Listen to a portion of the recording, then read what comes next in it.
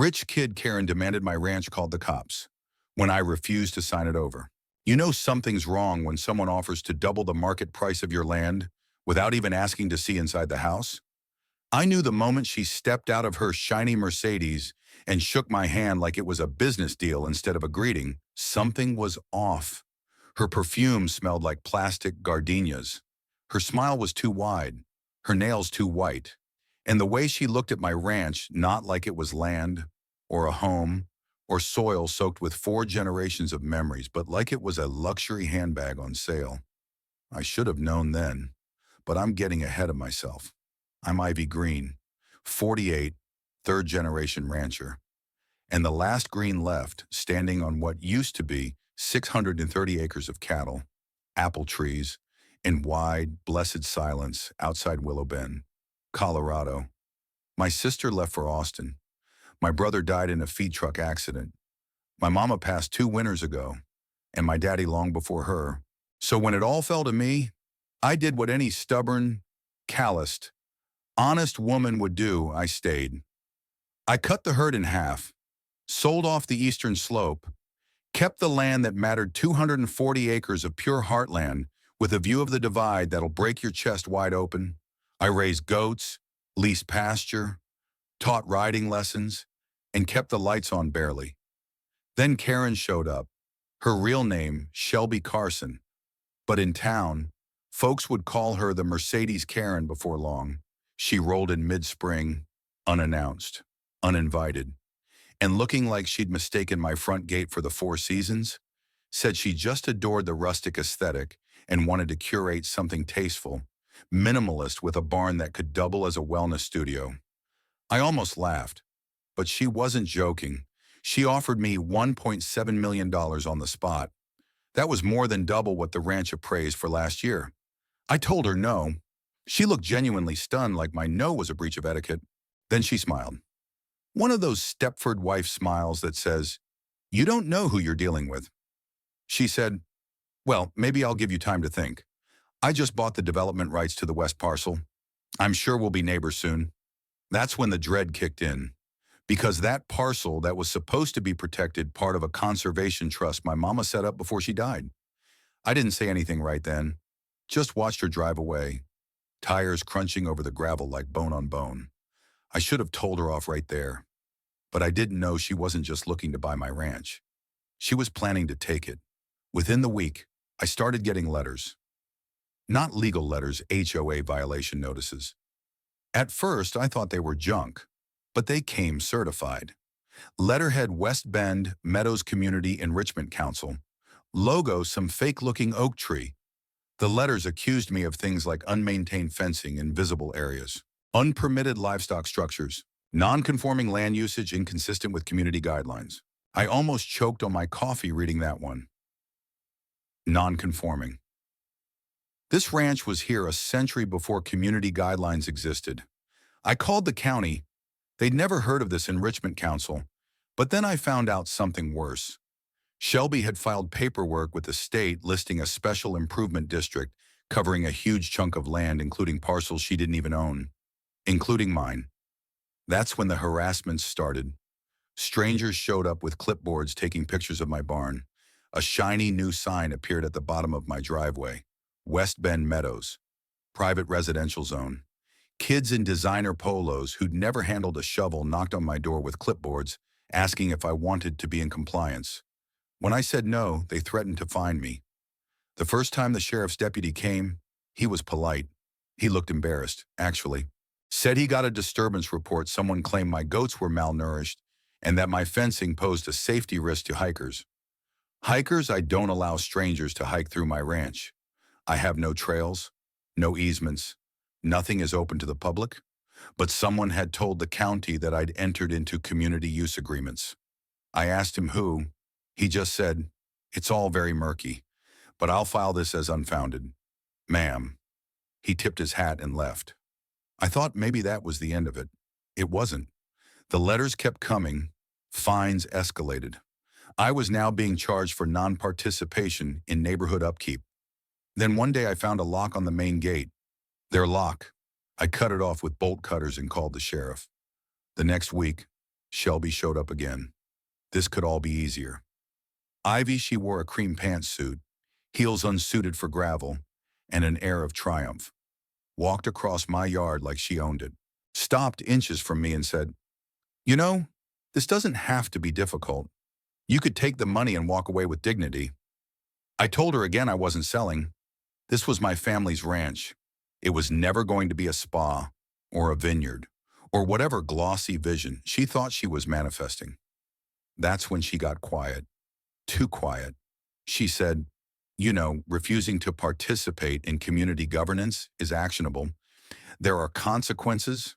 I said, "Lady, this ain't a homeowners association. This is my home." Then she said it. "Well, Ivy, if you won't sell, I'll have to consider other options, legal ones." Then she called the cops, told them I threatened her with a shovel. I didn't, but that didn't stop the patrol car from rolling up 30 minutes later. When the sheriff showed up again, I was elbow deep in engine grease, trying to get my tractor's fuel line unstuck. Deputy Calder stepped out of his cruiser, looking uncomfortable. Again, he always did when he came out here, not because of me, but because of what his presence meant. "Ivy," he said, scratching the back of his neck, "we got a report of a verbal threat. Woman says you threatened her with physical harm during a property negotiation." I dropped the wrench on the dirt. "Property negotiation?" I asked. "She broke onto my land, threatened me with fake legal crap, and now I'm the one being investigated." He raised both hands in a calming gesture. "I'm not charging you, just doing my job. Look, Ivy, off the record, she's got some kind of influence in town. Her dad sits on the bank board. Folks are getting nervous." I wiped my hands on a rag and stared at the horizon where my goats were grazing peacefully. The place I'd grown up, that smelled like cut hay and mud and wood smoke. The place I'd buried my dog, my mom, my brother's boots after he passed. She wanted this, not for what it was, but for what she thought she could paint over it. "I'm not giving up my land," I said flatly. "I know," Calder muttered. "Just be careful. She's not playing fair." That was the moment I realized I wasn't up against one delusional woman. Shelby wasn't just rich, she was connected. And she wasn't just threatening to buy my ranch. She was working to absorb it, legally, socially, and economically. The West Bend Meadows Community Enrichment Council began acting like a legitimate HOA, except it had no legal foundation, no public vote, no binding agreements. And yet, they started hosting meetings in rented storefronts, printing glossy pamphlets, running Facebook ads. I got mailers accusing me of being uncooperative. Flyers with aerial photos of my property labeled with phrases like non-participating zone and blight risk. It was surreal. Like I'd woken up in a propaganda campaign run by entitled toddlers with trust funds. I wasn't the only one either. Turns out, 3 other properties, all family-run, all on the outer boundary of Shelby's development, were being harassed, fined, and isolated. That's when I decided to start digging. I drove into town and parked at the courthouse. Over the next 2 days, I pulled every public record I could find on Shelby, her LLCs, her improvement district, and the so-called council. Turns out she'd bought 5 adjacent parcels using different company names. Filed a petition to form a special district with the county, claiming over 60% ownership of affected acreage by counting my land and the other holdouts as undeclared but governed spaces. It was a scam, a polished, expensive, paper-thin lie built on the assumption that folks like me wouldn't have the resources or the energy to fight it. But I did, and I wasn't alone. One of the other ranchers, Dennis Halloran, was a retired soil scientist with more fire in him than most 20-year-olds. When I told him what I'd found, he laughed so hard he nearly choked on his chew. "She thinks she can zone us out of existence?" "Oh, this'll be fun." Dennis looped in his niece, who worked for a land trust foundation. Then came Patty Simmons, a retired lawyer and beekeeper who'd been dealing with Shelby's harassment after refusing to landscape her beehives to HOA standards. We met in my barn, surrounded by hay bales and the smell of old feed. We formed what Dennis cheekily called the Underground Landowners Coalition. Our goal was simple: prove that Shelby's HOA was a fake governance structure created under false pretenses, and bring every legal and media weapon we had to the table. The hardest moment came when I got the cease and desist. Shelby's lawyer sent it to me by courier. It accused me of disparagement, non-compliance, and violations of community cohesion protocols. It was laughable, except that the papers also included a petition claiming eminent domain justification under the pretense of infrastructure expansion. In short, they were trying to steal my land using public domain laws through a fake homeowners association. They were going to try to bulldoze me legally. I didn't sleep for 3 nights. I stood on my porch watching the hills, wondering what my mother would have done.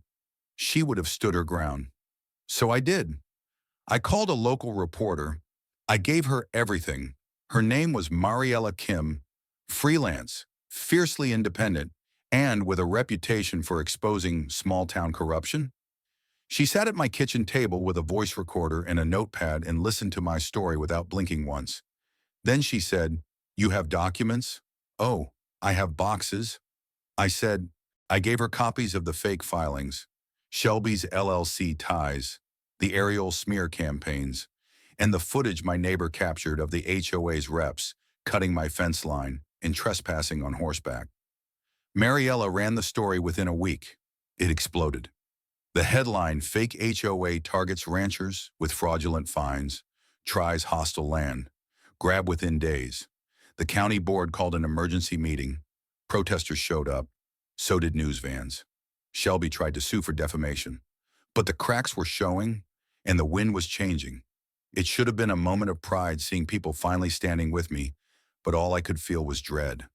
Shelby wasn't backing off. She was escalating. After the news story broke, everything boiled over. She started framing herself as the victim.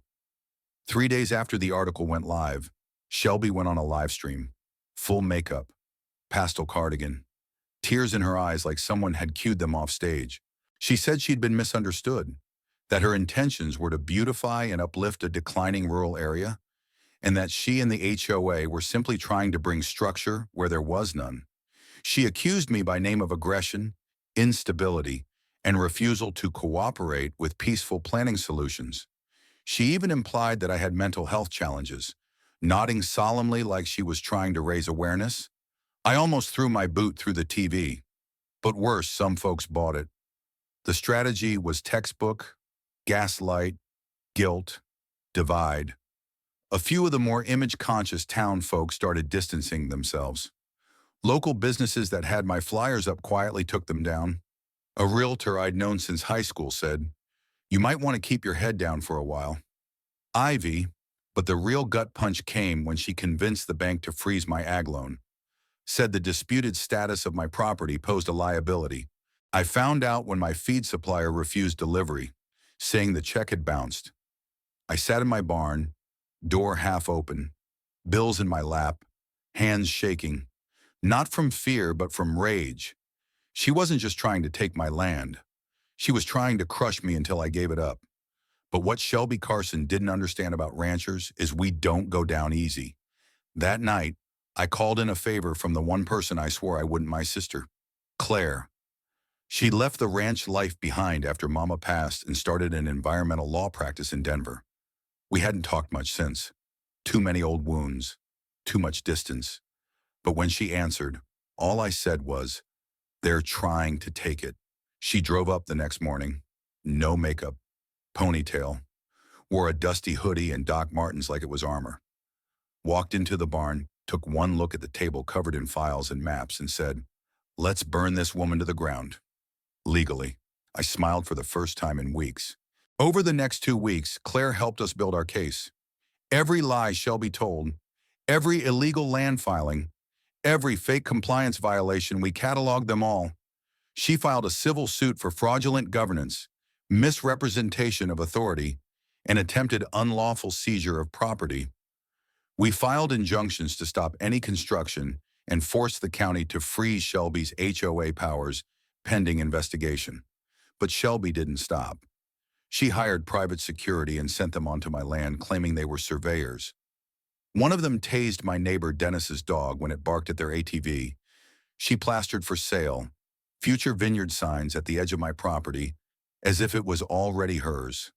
She even hosted a wellness retreat right up against my fence line, complete with sage burning, acai bowls, and influencers posing for selfies while goats scream from the pasture like they were in a horror movie. But she made a mistake. She filed a construction permit using my property's address as part of her district. And when that permit became public record, Claire pounced. Claire called a press conference. She didn't just bring reporters. She brought state inspectors, land trust officials, and 2 local legislators. And she brought receipts. She laid out every illegal move Shelby made, falsified parcel maps, illegitimate public meetings held without notice, unregistered HOA dues demands, the attempted misuse of eminent domain under fraudulent district claims. Then Claire dropped the hammer. She revealed that Shelby had bribed a county official with land stock options in her development LLC. The room went silent. Reporters asked for names. Claire smiled and handed over a notarized document. The county pulled all permits the next day. Shelby's accounts were frozen. The planning board launched an internal audit, and a few days later, the state AG's office opened a fraud investigation. Shelby's house of cards began to fall fast. Developers started backing out. Investors distanced themselves. Her social media accounts went dark. And one by one, the glossy signs around town came down like rotten paint in a storm. But the fallout wasn't just legal. The community turned hard. Turns out, a lot of folks were sick of her nonsense. They were just afraid to speak out. But when they saw someone fight back and win, they found their voices. People started sharing stories. The business owner she tried to sue for not selling, the teacher she threatened over zoning, even her own contractor came forward, saying she'd ordered him to build right up to the fence line to annoy the old goat lady. That old goat lady went viral. A local paper published a feature titled, "The Ranch That Stood How Ivy Green Beat the Fake HOA Queen." The courtroom didn't smell like justice. It smelled like old carpet and coffee that had been left burning too long. Shelby sat 2 rows ahead of me, flanked by lawyers in expensive suits that looked freshly steamed. She kept fiddling with her necklace, one of those dainty little gold things that probably cost more than my whole chicken coop. I didn't come to watch her squirm. I came because it mattered, because someone had to make sure the lies ended in daylight. The state's fraud investigation uncovered a spiderweb of corruption tied to Shelby's land empire. She wasn't just faking HOA authority, she was using shell companies to buy influence, fast-track permits, and forge compliance reports. 3 county officials resigned in disgrace. One was indicted. Shelby, predictably, tried to cut a deal.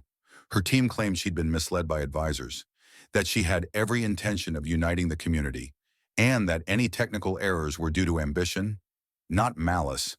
Claire laughed out loud in court. The judge scolded her, but even he cracked a smile. The jury took less than 3 hours. Shelby was found guilty of fraud, harassment, unlawful land seizure attempts, and filing falsified public documents. Fines totaled over $3.2 million. She was barred from any real estate development or HOA involvement for 10 years. Her companies dissolved.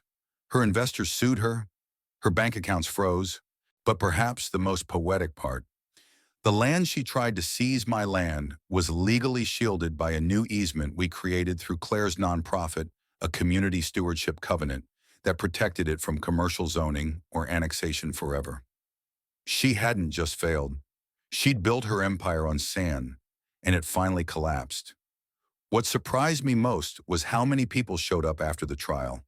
Not just neighbors, but strangers.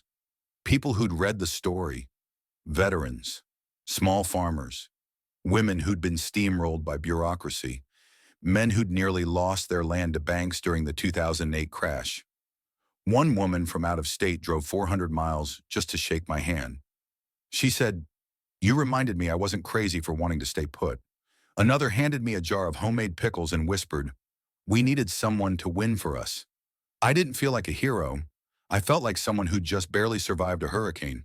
But what I realized was this surviving wasn't enough. Rebuilding had to come next. The first thing we did was organize a real community meeting in the barn. No chairs, just hay bales, coffee, and folks finally talking to one another without fear. We discussed new zoning protections, created a land co-op fund. Claire and I set up a rotating legal aid program to help other farmers defend their property rights. Dennis, ever the troublemaker, turned his pasture into a goat therapy field. $5 a visit. All proceeds go to the local food bank. And me, I started writing. Not just this story, but others. About women who held the line. About land that matters. About what happens when people fight like hell for what they love. Shelby left town, quietly, under nightfall, like a storm that finally lost its strength. Word is she lives in Arizona now, managing her father's failing winery, the one she swore she'd turn into a luxury goat yoga retreat. Funny how things circle back. Last I heard, the goats weren't cooperating. You don't have to own a ranch to understand what it's like to be bullied, outnumbered, or cornered by people who think money means power. But here's what I learned. Land remembers who loved it, and no matter how loud the Karens of the world get, no matter how many fake papers they file or cops they call, there's something louder than all that. Truth. And truth has deep roots. They say time heals all wounds. I think that's true, but only if you tend to them. And the wounds Shelby left behind were deep, raw, and stubborn. Not just on my land, or on the paperwork that still shows HOA violation, pending like some cruel joke, but on people, on trust, on how we looked at each other across picket fences and town hall meetings. But I've always believed land teaches you how to be patient, and community teaches you how to forgive, or fight, sometimes both. The summer after Shelby left town, there was a long silence. Not the peaceful kind, the uneasy quiet of people unsure what to say to one another. We'd won, but it didn't feel like victory. Shelby's fingerprints were on too many permits, too many bank files, too many conversations that had led to broken friendships and angry whispers. Her fake HOA had divided us more than we cared to admit, and the cleanup, legal, financial, emotional, wasn't glamorous.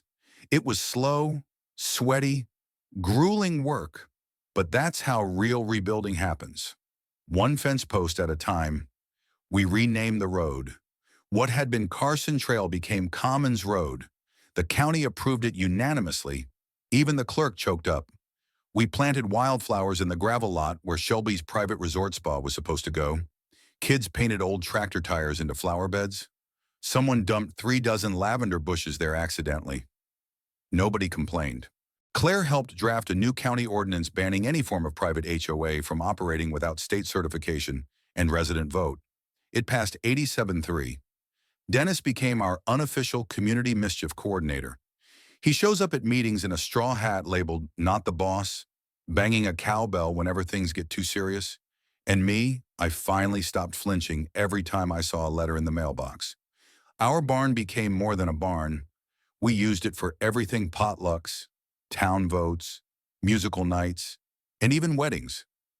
We held community skills workshops, fencing, baking, how to read a zoning map, yes, Claire's idea.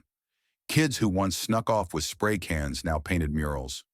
The biggest one stretched along the back of the barn, a mural of a woman in boots standing firm in the field, arms crossed, backlit by the morning sun.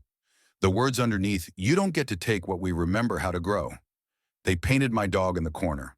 And next to him, the goat that once chased Shelby into the culvert. That mural made the front page of Country Weekly twice. I started getting letters, not just from neighbors from all over. One was from an older woman in North Carolina whose HOA fined her for a tomato plant in the front yard. Another from a teacher in Arizona whose entire apartment complex had been bought out by a developer using forged board approval. One letter broke me.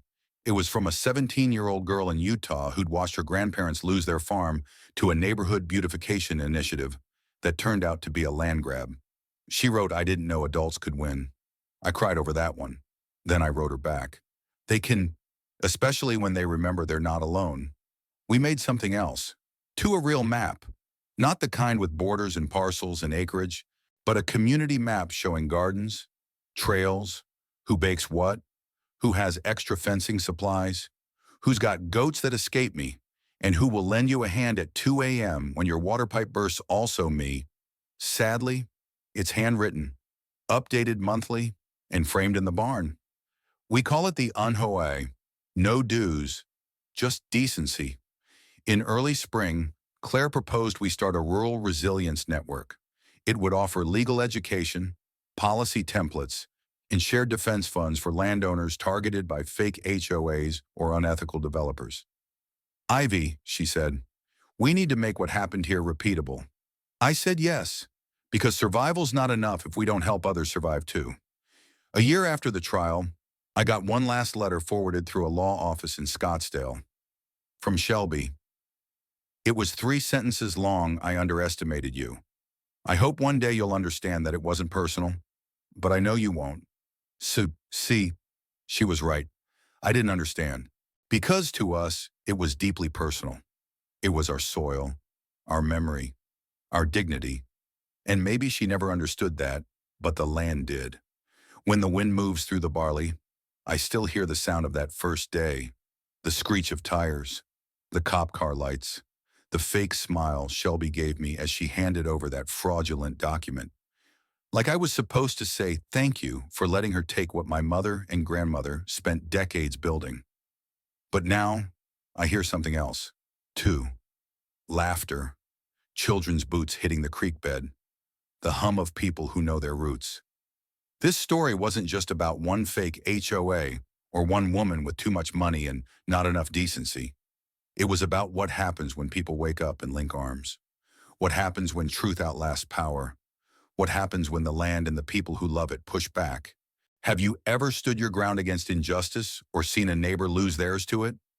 What do you believe communities should do to protect their dignity, land, and rights? Share your thoughts. Share this story. Let's start drawing the real boundaries, not of land, but of what we'll never let be taken from us again.